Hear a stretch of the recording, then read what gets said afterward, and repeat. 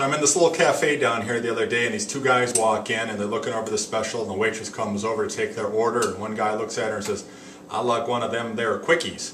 Well, the waitress slaps his face and takes off, and the other guy leans over and says, "I do believe it's pronounced quiche." Okay. Bad joke, you miss them, I'm sure, but bad joke for a great dish. I've been making quiches quite a bit lately. They're easy to make, they're good for breakfast, lunch, or dinner, and they keep really well. After you make it, you can put some wrap over it, put it in the refrigerator, slice a piece off, heat it up in the microwave, it comes out great. So this is how I make quiche. Preheat the oven. Oven should be 350, 370. I like it a little bit hotter, 370. So get that started before you even start doing this. Second thing is to get everything together. Pie crust. You can make your own, it's a pain. I buy it. I'm real big on generics. This is the generic down here, Kroger. Pillsbury actually comes out with a flakier crust, which is great for pie, but for quiche, you know, this is plenty good enough for me. You can also make this without a crust. I've read a recipe where basically you just butter the dish. So I've got this little ramekin thing here, so I'm just going to leave the butter in there. I'm going to try that just for giggles. The basic ingredients you need: 4 eggs, half cup of milk. Pour that in there, and get that all beat up. Okay, so we're finished beating the eggs, and really, if you want, add the cheese, about a half cup of cheese. I've been preferring Swiss lately. It just gives it a nice tang. But again, the nice thing about quiche, sort of like risotto, is you can throw anything into here, and it's very forgiving. As long as the flavors blend well, you really can't go wrong. So you can use cheddar, mozzarella, whatever you got around you can throw in there. So just throw that in. And if you want, that could be it. Season this up, pour it in the crust, and you're good to go. But of course, we want a little bit more flavor. I've got some leftover bacon from breakfast the other morning. Should have been more, but I was really hungry. So I'm going to throw this in here. Ham is good in here. Ham and bacon are the two meats that I really enjoy. So just throw those in there. And then some savory stuff. Again, I've always got, usually I have leftover green pepper. So throw that in there. I actually have some leftover, I just had a few jalapenos left. So I thought maybe that might kick it up a little bit. This is about half of a raw onion. I find onion really kind of overpowers in a quiche, so you don't want to kind of go a little bit easy on there.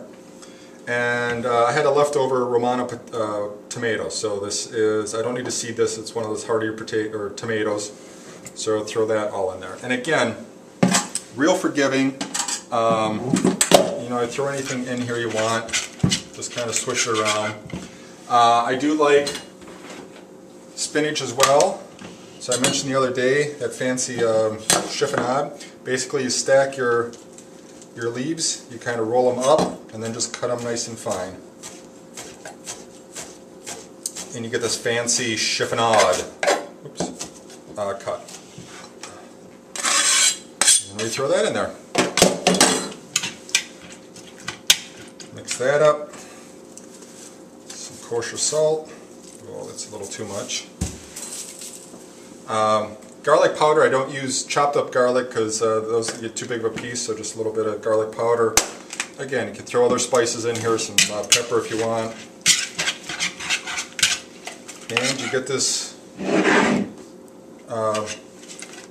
nice mixture, and you basically just pour that in. And I'm going to save a little bit for my ramekin here. Also, what's great about this is if you've got company, you got some people coming over, these usually come in 2 pie crusts, so you get 2 of them. You just double everything, use 8 eggs, a cup of milk.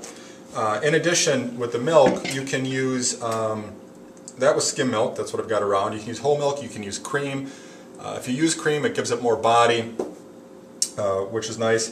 But that's it, that's quiche. Now I'm going to throw it in the oven for about 20 minutes. Okay, it's actually been about 30 minutes, coming up on 30 minutes, and this is what we've got. It still looks a little soft on the inside there, so I'm going to let it go a little bit. But this is about half baked. If you wanted, you could actually take it out now, let it cool, stick it in the fridge, And if you were like cooking a day ahead of time or in the morning for something in the evening, pull it out and then finish it off for about 15 minutes or so later on in the day. But I'm actually planning on eating this, so I'm going to put it back in. A little test guide here. That looks about done. Looks like the butter melted, so I'm going to drain that off and I'm going to test that out. Okay, I had added about another 10 minutes to it. Let's take a look. And that's looking pretty darn good. The inside's nice and firm.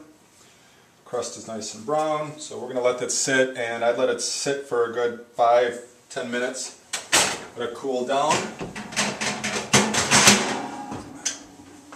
And I'll be ready to eat. In the meantime, our crustless one is cooled down. And it works, so you can do it without a crust too if you want. So that's making quiche.